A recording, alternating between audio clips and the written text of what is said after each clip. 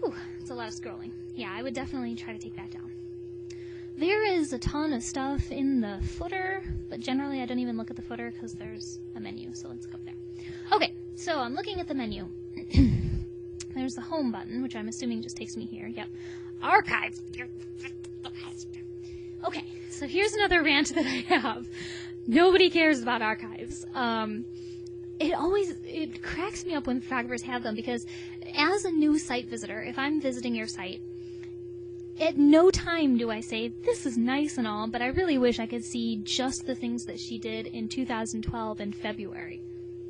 You see what I'm saying? Like, nobody looks at blogs in that way. If I wanted to look at just progressively older articles, I would just hit older at the bottom. Next, right here.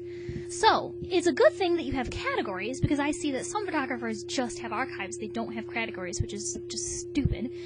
I have a really long rant about that one. But to be honest with you, you don't need this here. And every little thing that you have cluttering your menu is a bad thing. So I would remove it.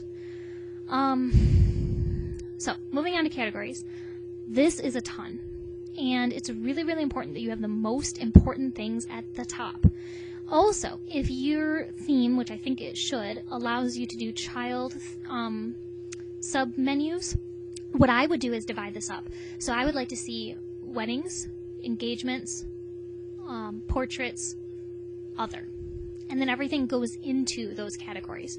For example, the newborn, the maternity, those can go under the same tab, either with family or baby or something. You know what I mean? And unless you're doing like 50% equestrian, that can go under another tab, or I don't know. Yeah, another tab.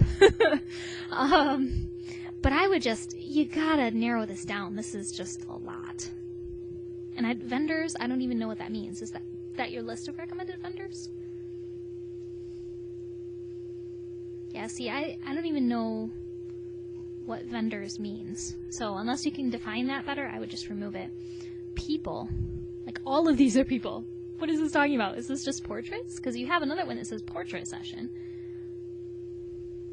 Yeah, see, people, that can just be taken out and redone. That just needs to be redone. So definitely work on scaling that back, because you do not want to make it confusing for people.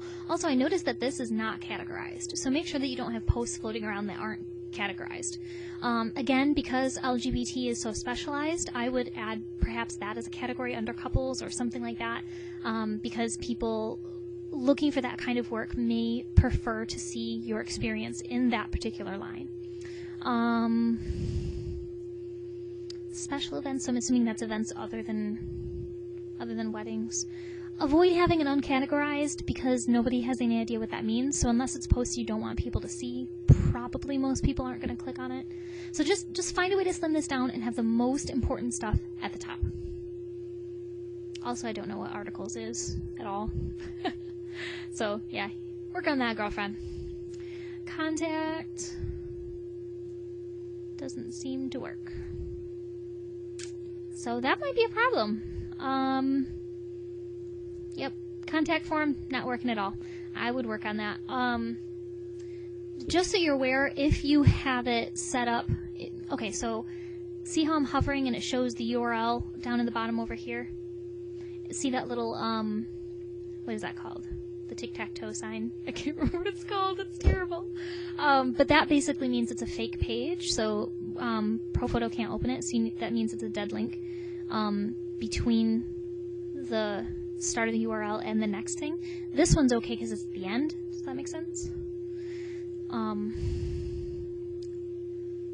Yeah, anytime it has that symbol in it, it means that doesn't do anything when you click on it. Another thing is, if you're using or planning on using the contact form that folds out, be aware that while it looks really fancy, it does not work on mobile. And like 50% to 70% of people looking for a photographer are using a mobile device. So personally, I don't use it. I just use it as a static page on my site, much like you have on your website.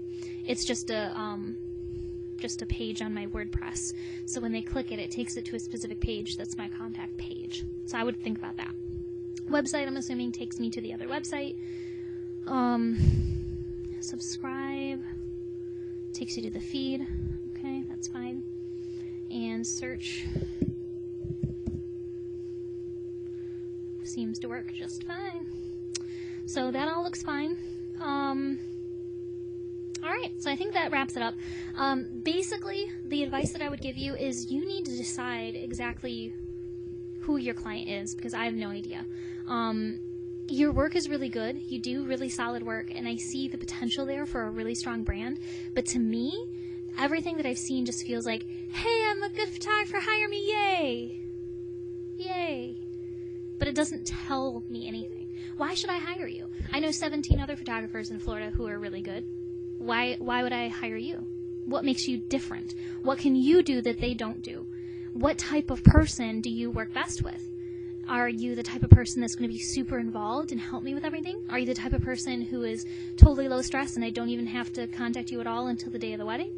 Are you the type of person who is going to pose me in every small little detail? Or are you the type of person that's completely hands-off and always looking for candid? I have no idea any of these things about you. So as a bride, there's nothing that would make me look at you and say, oh my gosh, she's perfect. She's totally what I was looking for.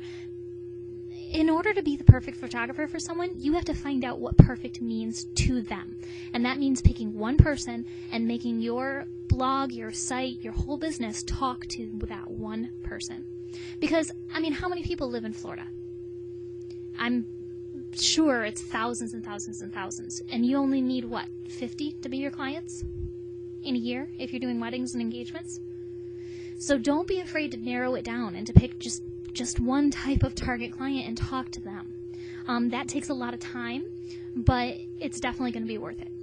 So with the practical things that I mentioned about the menus and some spacing issues and the dead contact links, stuff like that, work on that, but also work on defining who exactly is your target client. I think that's it.